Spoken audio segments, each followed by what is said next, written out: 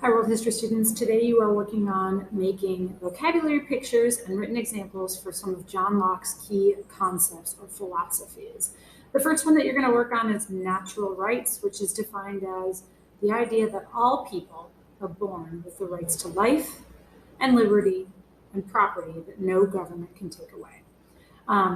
You're going to be responsible for drawing visuals with like 3 symbols or 3 details or 3 parts, and you're going to complete a written example about the 5 liberties or freedoms that are guaranteed in the First Amendment. So the first thing I want to point out is what's highlighted in yellow here in this definition. It's the idea that no government can take away these rights. John Locke was writing in a time when he observed absolutism in action, which is when one king who's born into power has the authority to do all the jobs in government. They can make the laws, enforce the laws, and interpret the laws. And in that system, it was possible for a king, if he or queen, if they wanted to say, if someone criticizes the decisions I make, I have the right to say that they've committed a crime, that they are not allowed to criticize me.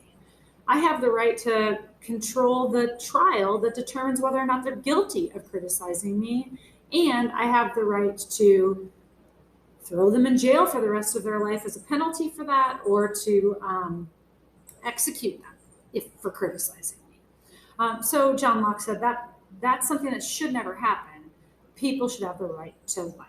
Okay, so another part of this is sometimes when we talk about rights to life, students say, well, in our country, in the United States, under the justice system, there are people who serve out life sentences for committing crimes, and there are some states that even execute people for committing crimes. And would John Locke have disagreed with that? And my argument for that, or not really my argument, but my best way of explaining John Locke's view was John Locke was not opposed to people carrying out, having to serve a life sentence for a jail term, as long as there was a fair and just system for determining whether a citizen had committed a crime, had violated other people's rights to life or liberty or property, and that had been found guilty of that crime, and then the punishment could be a life sentence in prison. So he's not saying that people can't have to serve penalties for crimes, but the government can't use that as a tool to silence people from criticizing. So an absolute monarch who could, on a whim, do that, he thought was unjust. But if there was a fair criminal justice system where there were established procedures for accusing people of crimes, determining their guilt, and doling out punishments, then John Locke would have been supportive of that. John Locke also talked about the right to, I'm going to talk about property right now. So he said, citizens own, inherit, gain property that could be in the form of homes, clothing, transportation systems, food, cell phones, whatever. And that if you own that property, the government has no right to just come and take it to serve their own ends. It wasn't that John Locke was saying the government can't tax, but what he was opposed to was an absolutist king getting to pass tax laws all by themselves that benefited only them without any consent of the people. So John Locke would have said, if the government was chosen by the people, probably for a form of democracy, and that group of people decided it was in the best interest of the common good to pass a tax law, and that tax law was passed by a majority of that population, then the people had an opportunity to give their consent to that law, and therefore having to pay those taxes would be okay.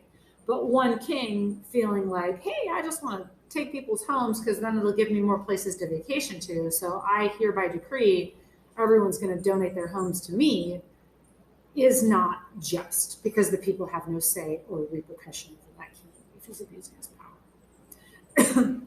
So that's what was meant by right to property. Finally, John Locke said there are some liberties or freedoms that are so basic that the government can never take those freedoms away from the people. We have these liberties and freedoms, some of these most basic liberties and freedoms, written in our U.S. Constitution. And they show up in the first 10 amendments to that Constitution that are called the Bill of Rights. And usually by the time you get to 10th grade, you're familiar with the Bill of Rights in passing. You've probably read about it in a couple of other courses. If it's been a while since you've looked at the Bill of Rights, we're just going to look at Amendment number 1. I love Amendment number 1 because in one amendment, they are promising 5 freedoms that the government cannot infringe upon. Okay? Here on the left-hand side of the screen are the 5 freedoms written as they appear in the U.S. Constitution, this being the First Amendment of the U.S. Constitution and the Bill of Rights. Okay, so it says Congress shall make no law respecting the establishment of religion or prohibiting the free exercise thereof, or abridging the freedom of speech or of the press, or of the right of the people to peaceably assemble, and to petition the government for a redress of grievances. If you're looking at that and you're getting a little confused about the language that they used back in the day when they wrote this, then take a look at this side of the page and it'll show you the simplified or translated excerpt of the First Amendment. So in today's language, it says, Congress may not pass a law that sets up or favors any religion, and it will not make any law to limit the free practice of a religion. So there is one freedom that no government can enforce upon us. They can't make us practice a certain religion or tell us that we can't practice a certain religion. Okay? It also, the First Amendment says, the government cannot make any laws to limit the freedom of speech or the freedom of the press. So we have a right to say what we like, even if it's critical of the government. We have the right to print what we like, even if it's critical of the government. We also, so that's a second freedom, or second and third freedoms. We also have a third freedom here, the right to gather together peacefully. If a group of people want to get together and talk about their complaints or their concerns about the actions the government are taking, the government cannot restrict us from doing so, as long as we are doing so in a way that's peaceful and safe and won't hurt other people's rights. So we can't gather together as a mob brandishing weapons, but we can gather together on the streets and talk about our ideas. Finally, the fifth right or freedom protected by the First Amendment is that Congress will not make any law limiting the right of the people to ask the government to change the laws they find helpful to them. So we have the right to petition our government when we think they're doing something that are hurting us, they're causing us a grievance. We have the right to ask them to make a change, and the government can't try to prevent us from asking them to change. So there are 5 basic freedoms allowed in this one amendment alone. And that is what you're going to write about down here. You're going to identify those 5 freedoms. When it comes to drawing your picture about natural rights, this is kind of an easy one to see how you could get 3 symbols with it. And if you want to divide the box that you have on your paper into like 3 areas or sections or cartoon frames, you could. You don't have to, but sometimes I see students do that.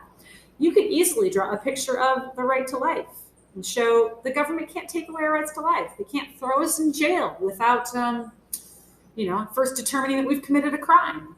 Just that would be one way to do it. Or you could show they can't execute us, but for us just criticizing what actions they take. Liberty. You can illustrate any one of these 5 freedoms that you saw in the First Amendment passage. Okay, you could show what the freedom of religion looks like to you in your mind, or the freedom of speech looks like to you in your mind, or the freedom to petition the government, ask them to change, looks like to you in your mind. Or and the last natural right is property. Well, that seems like an easy one to me. Draw a picture of something that you own that you don't want the government taking away from you, that you don't think that they should be able to just take simply because they wanted to. Okay? So those are our directions for natural rights pictures. Press pause and start working on that assignment, part of the assignment.